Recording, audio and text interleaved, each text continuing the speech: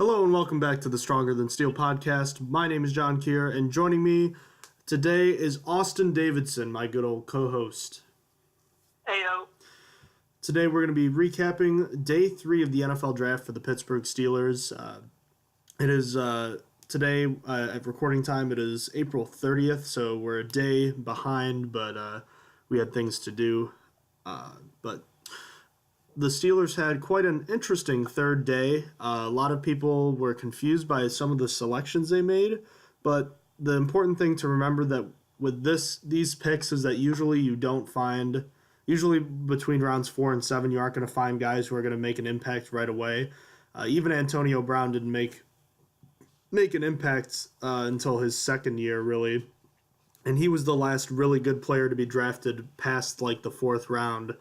That it was like him and Tom Brady are like the two guys that are mentioned as far as guys who are picked in the late rounds. But in any case, the Steelers can still take some good and some bad things away from who they selected. So first, with their 4th pick in the draft, with the 135th overall pick, the Steelers selected quarterback Josh Dobbs from Tennessee.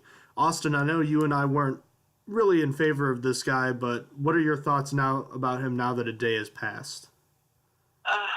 I just wanted to go back and quote Stronger Than Steel Season 2, Episode 1, where we looked at quarterbacks. Joshua Dobbs was actually the first prospect I looked out of any prospect.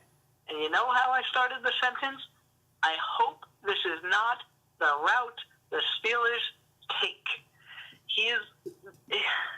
My opinion hasn't changed. I was so sad. I really wanted Kaya, or Kaya, however you say it.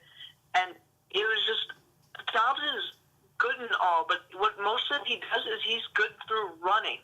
He's a running quarterback, and that is not what I wanted the direction the Steelers to go. However, right now, I'm hoping to look at it as this is a guy fighting for number 2 right now with Landry Jones and not going to be a starter ever, because I don't want that to happen. He's severely underweight, in my opinion, to be a starter.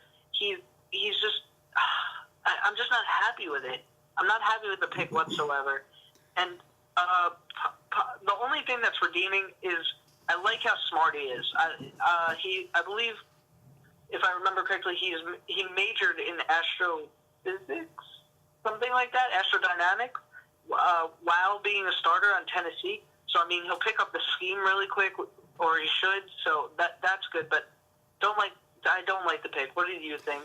Let me put it this way. There's a 9% chance Josh Dobbs is not the quarterback of the future on this team.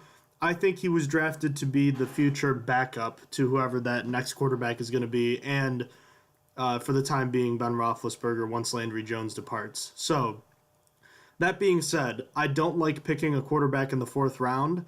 I think there are other positions, namely inside linebacker and tight end, that could have been addressed in the draft that were not. In fact, the Steelers completely ignored both of those positions. So not even in this round did the Steelers forego those positions. They just missed them out on them completely. So I was disappointed with that. And as far as drafting a backup quarterback goes, I don't think it's necessary in the 4th round. Yes, Landry Jones was a 4th round pick, and Steelers Nation is kind of has polarizing opinions on Jones. He's played well at times. He hasn't played well at times. You make up your mind about what you think of him, but I really didn't think that the Steelers needed to do this. Josh Dobbs is someone that I think is going to push and ultimately replace Zach Mettenberger. See, they're talking about a quarterback competition between Dobbs and Zach Mettenberger for the number 3 quarterback spot right now. And because Dobbs was drafted in the 4th round, I don't see how you can justify keeping Mettenberger over him now. It's different if he's a 5th or 6th round pick, and those guys don't usually make the roster, but a 4th round pick is probably a little too high to invest in a quarterback who's probably going to be a backup at best. Yes, Dobbs is smart and he's athletically sound, but what is going to happen when he puts on more weight, Austin? I'm asking you. When he puts on more weight, is he still going to be as fast as he is right now? In my opinion, probably not, but I mean, it could turn him from a Tyrod Taylor into a Cam Newton, but still, because he does have the arm. I will say he definitely has an arm comparable to Cam Newton, but I'm not sure if he would be able to keep the speed that he has, which is like one of his main selling points. Yeah, the biggest things about Dobbs are his arm strength, which it is there. I can assure you that he can throw the long ball, and he did that a lot at Tennessee. He only had a completion percentage around 61%, but Steelers quarterbacks coach Randy Fichtner, I believe is how you say his name, he said that he was well aware that the coaches often asked him to throw down the field, so that wasn't something the Steelers were concerned about, and his athleticism. So I have a feeling he'll be reined in a bit, and then it's up to Dobbs whether or not his decision making and accuracy can catch up to his gifted arm. So time will tell. Let's put it this way: I didn't love the pick, but as time has passed, I realized the Steelers could have done worse for the fourth round, and we'll get to another pick that I really didn't like, but I guess there could have been worse ways to go, but I also would have liked to see the Steelers get a different quarterback if they were going to get one, and I wish they didn't get one as early as they did.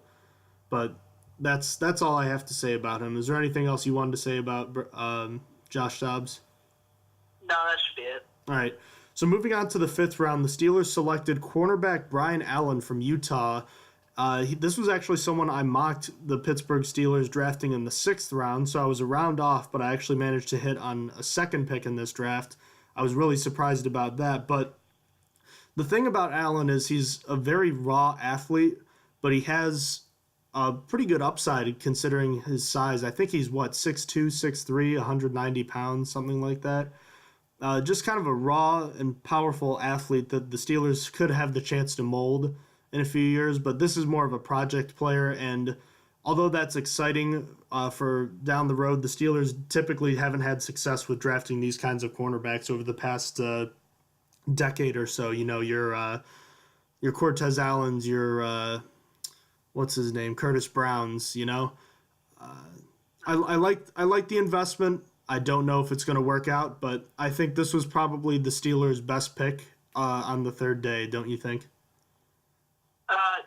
Totally. I enjoyed that his height and speed. He had the longest arms of anyone of any cornerback in the draft. So I mean, there's a lot of potential there. He's just, as you said, very raw.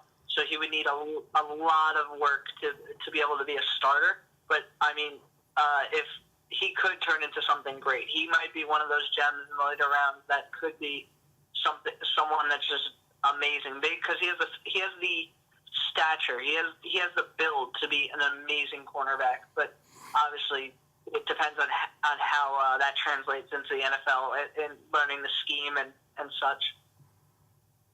He will be an interesting player to look at come training camp, but for now I have to say I do like that pick. The Steelers double-dipped a cornerback, and that was something I was hoping they would do. And then the sixth round, they made everyone scratch their heads by drafting Colin Halba, the long snapper from Louisville. Let me just say I love the long snapper position. I think it's the most undervalued position in the league because, well, actually maybe not the most undervalued, but maybe the most underappreciated because nobody talks about them unless if they don't do their job right. And that's something that Steelers long snapper Greg Warren, one of three players from the 2005 Super Bowl championship team, that's something he's been doing very well ever since then. And I don't understand the need to draft a long snapper when almost all long snappers are undrafted free agents. And I mean, yes, what they do is I appreciate what they do, but at the same point, it's also not incredibly difficult. There are guys out there who can do it. So I don't understand why the Steelers needed to use a draft pick, let alone a sixth round draft pick, on a guy who doesn't really do too much on the field. And I do appreciate what they do, but at the same point, my main argument against this is, were there really no other players on the board that could have helped this team more? Again, beating a dead horse here, but inside linebacker and tight end. And maybe this guy is Greg Warren's replacement in a couple of years, or maybe even this year, but I find it hard to believe that there were other players that the Steelers could not have used. And I also find it hard to believe that this guy would have. They said they thought he would have been drafted, but I don't see how that A matters, and B, I don't know. I didn't like it at all. Maybe he'll prove me wrong. He'll play well, but the guy plays, 10 snaps a game all on special teams. I was really disappointed with the pick. I totally agree. I think that Holba has upside. I understand why, but like, because obviously I don't know if the rest of the Steelers Nation knows, he was a quarterback in high school, so he has potential for trick plays as well. So, I mean, take that as you will. The Steelers hardly run trick plays. I mean, I feel like I remember Le'Veon throwing a ball once last year. I don't feel like I remembered Boswell or Barry. I think Barry tried running once, maybe. I can't even remember. The Steelers don't do trick plays very often. So, I mean, maybe he would have value in the 7th round because he has more than just long snapping abilities. But besides that, it just didn't really make sense to me. You know, like as you said, we gotta keep pounding this in. Inside linebacker was not addressed whatsoever. It's ridiculous. That was ridiculous to me. Like, how did their mentality change so quick? They were ready to bring in Hightower. And then out of nowhere, they're like, yeah, you know what? We don't even want one. Well, they were ready. I'm sorry, they were ready to break the bank for an inside linebacker. Not probably one that they were willing to overpay for one, and then they're all of a sudden looking to just go back with Williams like they had confidence in him the whole time. I'm sorry to interrupt you, but like I had to jump in and say that. You know that's true. Oh no, yeah, that's what I was thinking. Like the whole time, I'm waiting for an inside linebacker to be drafted. I'm like, it just seems backwards that they're waiting so long to get an inside linebacker. I mean, there could be the possibility that the inside linebackers that they liked were just off the board. But, I mean, still, I feel like they should have gotten one for depth, if anything. But I guess that's really it for Colin Holba. The next one in round 7, the final pick, is Keon Adams from Western Michigan. He's a edge rusher from a defensive end specifically, which would be the second time the Steelers addressed it in the draft. It was 1 and 7. Obviously, got T.J. Watt first, and honestly, it's a good pick. I do enjoy that they drafted another edge rusher. I wanted them to get another one, and it seems. I mean, he's probably not going to make the roster. He might make the practice squad, but it's nice to see a little bit more competition. What do you think of him? I agree completely. I doubt he's going to make the roster, but at the same point, it's nice to see them, double dipping to make sure that they address the position of need more than once. They did that with the 2 most important positions of the draft, which, yes, we can probably argue later when we do the full draft review for the Steelers that we can argue that they didn't address those positions, tight end and inside linebacker, and they may have picked a running back too early. But one thing they did do is they did address their 2 most important positions. And even though I probably would have liked to see another edge rusher sooner in the draft, it probably wasn't entirely necessary. Who knows what the Steelers have in Keon Adams. Vince Williams was a 6th-round pick, for those who don't remember, and he's ended up starting, I think, week 3. He ended up getting forced into the lineup in week 2. But Adams could be a boom or bust player at some point. Most likely a bust, obviously. He doesn't have the frame right now, but you never know what this guy could be. Anthony Chicklow wasn't expected to be anything, and all of a sudden, yes, he's got a lot of competition now. He might not make the roster, but he went from being a guy that was on the practice squad to all of a sudden getting a solid amount of defensive reps at the end of last year. So you never know. It's interesting to think about, and I thought it was a good way to bookend the beginning and end of the draft. So I guess all in all, I was pretty happy with that pick. So I guess looking at the 4 picks, I was happy with 2 of them and not so happy with 2 of them, the 2 others. And I'm pretty sure I believe you feel the same way, don't you, Austin? Oh, yeah. I would give this the last day probably a C-, if not a D+. It was really rough. And you know what's funny, though?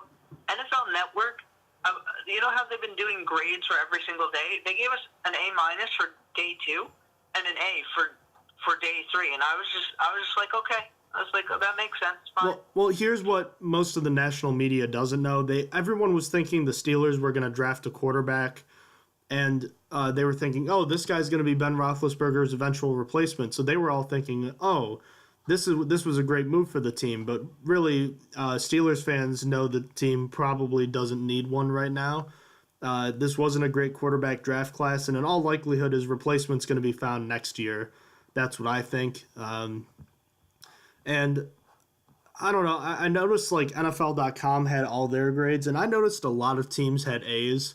Like it's kind of ridiculous. Like I'm literally gonna go out here and check right now to see how many teams like actually got like A's or something like that because I felt like every team was getting a good grade, and as much as as much as it's cool to see all these players come in, I don't know how I think about that. What do you think, Austin? I think I think it's best to. They have jobs, so I guess they have to keep writing stuff. But like, it seems like I feel like we should just wait for the season to start and then we see who's good. I feel like grading the draft is hard to do, especially when you never know what you're going to get. I mean, what's his face? 2010, the Steelers draft. You would have never thought that the best player came in the 6th round. Like, it's hard to just grade them based on like what I guess the question is what are they grading it on? Are they just grading on the positions that they thought needed addressing, like that, or are they actually looking at how good the players are? That I don't really know what they do. Because I was looking at it, I was trying to read at it, and it didn't really seem to like take a position or a stance on whether they were like, oh, this is a good player or they fit a need. I don't know. I'm just counting up here. There were, according to NFL.com, there were 15 teams that earned an overall grade of between an A or an A plus, or an A minus or an A plus. So that's just about half the league right there. So, I mean, I guess maybe they like a lot of the prospects, but I just think they don't have it quite right, but we'll see. So if I had to grade day 3, because it's just day 3 and not the overall scheme of the draft, I'm tempted to grade it pretty harshly, but at the same point, I have to recognize that most of these guys are not impact players day 1 when they step onto the field, as is usually the case with late round draft picks. So I'm going to try to factor day 3 of the draft a little less, so I'm not going to grade as harshly because I know they're just picking players that seem like they have good potential. So I guess to be kind, I'm somewhere between a B minus and C plus, but the long snapper pick really just confuses me. So I'm going to go with the C plus for day 3. The pick of Brian Allen really helps this this grade in my opinion. I think he was a guy the Steelers needed. Even if he doesn't make an impact, he'll push other players for the roster spot, and that's exactly what Keon Adams will do too. I didn't mind going quarterback. I just preferred a different quarterback and at a later round. And again, the long snapper I think is completely stupid, but maybe, who knows, maybe he'll be the best long snapper in the league for years to come. Here's hoping, because he got a 6th round pick spent on him, but for the time being, I think that's all I have to say about a quick day 3 recap of the NFL draft, Austin. I think that's it for me, too. I think we could wrap it up here. Alrighty, well, we'll be back later in the week for a full Pittsburgh Steelers NFL draft recap. We'll take a look at some teams that we thought had a good draft and didn't have a great draft, kind of the winners and losers of the overall NFL draft. I don't know what we'll do next, Austin. Maybe we could do kind of a position by position outlook kind of thing. Maybe not. We have 3 months until training camp starts. There won't be much to talk about, so maybe that's what we could do for the time being. Hopefully this time around there's nobody getting suspended this year, because the last like 3 years we've had something happen this time of the year where somebody gets suspended or gets in trouble. So really hoping that doesn't happen this year, because, boy, it really sucked to have this happen again when you have all these great weapons on the offense and quickly improving defense with the addition of J.J. Watt, T.J. Watt, and some other members on the defense. But for the time being, we're going to wrap things up today. If you have any questions about the show or either of us, you want to ask us a question, give us feedback, email us at strongerthansteelpodcast@gmail.com. Check out our videos, or I guess really our episodes in video form and in audio form on YouTube and SoundCloud respectively. Don't forget to follow us on Twitter at Stronger_Steel to see Steelers news and information about our episodes. And check us out on Facebook at Stronger Than Steel Podcast. We post information about our episodes there as well, and some cool graphics about the Steelers draft picks that we had. So, Austin, thank you again for joining me, and you have a good week. We'll be back later for the Steelers draft recap. Okay. All right, take care, buddy. See you around.